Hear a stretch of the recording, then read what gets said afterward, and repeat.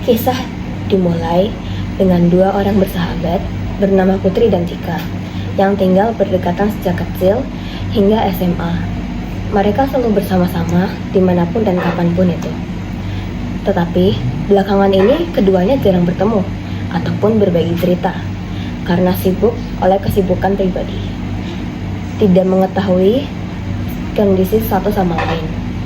Tetapi tanpa mereka ketahui, ada gosip yang tersebar di komplek perumahan mereka. Yes. Lu tahu gak sih yang kata dibilang sama Putri itu aneh-aneh gitu? Apaan maksudnya? Dia kayak malam tuh sama cowok itu mau dipecat tadi. Oh jadi itu maksudnya? Bisa jadi. Lu dengar info itu dari mana memang? Dari tetangga sebelah sih. Oh. Suatu cerita tersebar melalui kata-kata. Sore yang tenang pun berubah menjadi tegang. Tika tidak sengaja bertemu Putri setelah sekian lama. Putri terlihat kecewa dan Kartika tampak cemas. Putri, udah lama ya aku mau. Iya. Kartika, aku dengar ada banyak yang ngomongin aku. Hah? Ngomongin kamu? Ngomongin apa? Jangan pura-pura nggak tahu ya Tika. Aku udah dengar banyak omongan dari luar. Pasti kamu juga udah dengar atau kamu yang nyebarin? Kamu ngomongin apa sih Putri? Aku tuh pulang sampai malam gara-gara ada tugas kelompok dan tugas OSIS. Kamu nyebar hoax buat apa? Kamu dengerin aku dulu Putri. Nggak usah, nggak guna dengerin kamu. Perdebatan antara Tika dan Putri tidak sengaja terdengar ke telinga Tessa. Mendengar hal ini, dia segera memberitahu Ola yang lagi bersantai menikmati jajanannya. Ola, apa ada kabar nih? Apa Ces? Tadi Tika sama Putri kayak berantem gitu. Berantem apa? Tadi sih aku dengar ya Putri itu nuduh Tika apa gitu. Tapi aku nggak tahu benar. Itu pasti rumornya Putri. Hah? Rumornya Putri?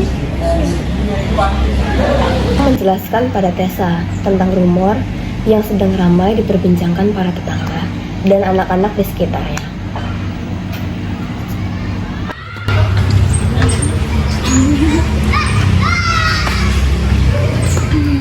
Kalau kayak gini hubungan pertemanan mereka bisa putus dong. Ya begitu ya. Gimana kalau kita bantu mereka akur lagi? Mau nggak? Tentu mereka berarti campur urusan mereka kan. Nanti kita bikin bersama mereka lagi. Tapi kita itu lumayan dekat sih sama Tika. Dia juga nggak tahu rumor tentang Putri itu kayak gimana. Dia juga akhir-akhir ini jarang keluar. Ya sudah deh, kita bantuin Tika jelasin apa yang terjadi.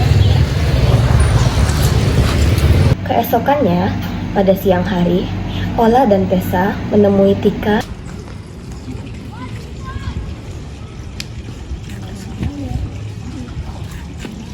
Itu Tika tuh. Oh iya, samperin ya. Ayo. Hai Tika, apa kabar kamu? Kamu kok jarang keluar rumah? Halo lah Tessa. Maaf ya aku jarang keluar rumah karena ada masalah keluarga. Tapi masalah keluarga aku udah selesai kok. Oh iya, kalian apa kabar? Kita baik kok, tapi maaf ya kita nggak sengaja dengar kalau kamu sama Putri bertengkar. Jadi kita kesini mau ngomong sama kamu tentang kondisinya Putri selama kamu jarang keluar rumah. Jadi itu alasannya dia tiba-tiba nuduh aku. Pasti dia tertekan. Maaf ya kalau kita berdua terlalu ikut urusan kalian berdua. Ya nggak apa-apa kok. Terus sekarang kamu mau gimana? Aku mau jelasin ke Putri kalau dia salah paham. Sekarang? Ya sekarang. Makasih ya kalian udah jelasin aku sama sekali. Sudah. Bisa. Ya. Tadi aku lihat mereka berdua sama-sama merasa tertekan. Aku rasanya kayak nggak pengen tinggal diam gitu. Gimana kalau kita bantuin mereka cari pelaku penyebar rumor tersebut? Kalau gitu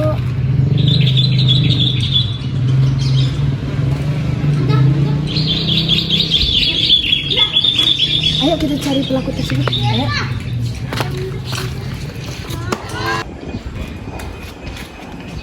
Putri, aku dengar Bisa langsung ke intinya aja nggak? Aku sibuk. aku mau minta maaf kok. Aku minta maaf kalau selama ini aku nggak nemenin kamu atau aku nggak nanyain kabar kamu. Aku juga punya masalah keluarga waktu itu, jadi aku nggak punya waktu untuk nyebar rumor itu. Putri dengerin aku dulu. Maaf ya, aku asal nuduh kamu kemarin. Aku cuma kebawa emosi aja. Ya nggak apa-apa Put. Jadi apa masalah kamu, Tik? Jadi belakangan ini ibu sakit-sakitan, ayah sibuk sama pekerjaannya, ayah harus lembur buat cari duit untuk kesehatan ibu. Jadi aku nggak punya waktu untuk ngurusin urusan orang lain, aku cuma ngurusin keluarga sama diri sendiri. Jadi gitu ya. Tapi sekarang tante udah baikan. Ya udah lumayan. Bagus deh kalau gitu. Maafin aku ya, Tik. Ya nggak apa-apa. Selama pembicaraan yang panjang itu, akhirnya kedua sahabat saling mengerti dan memahami satu sama lain melalui perkataan juga luapan emosi. Namun, mereka juga mempertanyakan, siapakah yang menyebarkan rumor mengenai Putri?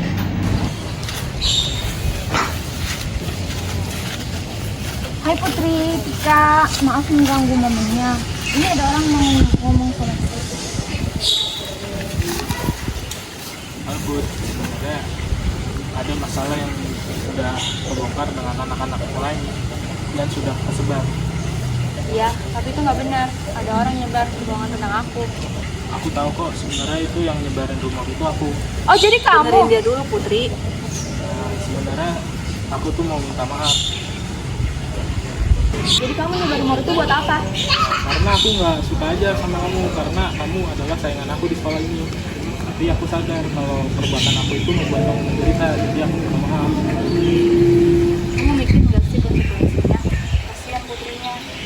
Ya udah gini, aku maafin. Tapi tolong kamu bilang ke orang-orang lain kalau kamu yang nyebar luasin. Dan jangan pernah deketin aku lagi. Kan aku udah minta maaf. Wow, bukan berarti kamu minta maaf jadi bisa ngilangin rasa sakit yang dialami. Nah benar, jadi itu konsekuensinya kamu dapat dari ulah kamu sendiri. Ngerti? Iya deh, maaf. Di penghujung hari, mereka semua senang mengetahui kebenaran bahwa cerita yang tidak enak didengar itu hanyalah sebuah kebohongan. Kemudian harinya, Michael menjelaskan bahwa cerita yang dia buat hanya karangannya saja kepada anak-anak lainnya. Kebenaran yang ada membuat teman-teman Michael menjadi kecewa kepadanya. Mulai sejak itulah, teman-teman Michael mulai meragukan kepercayaan mereka kepadanya, serta ia memiliki reputasi yang buruk di komplek perumahannya. Nah teman-teman, dari cerita ini kita dapat mengambil moralnya, yaitu jika ada permasalahan, pentingnya komunikasi sebelum menyimpulkan sesuatu tanpa bukti dan selalu berpikir positif. Selain itu, baiknya kita tidak menyebarkan informasi yang palsu karena dampaknya negatif bagi orang lain dan juga diri sendiri.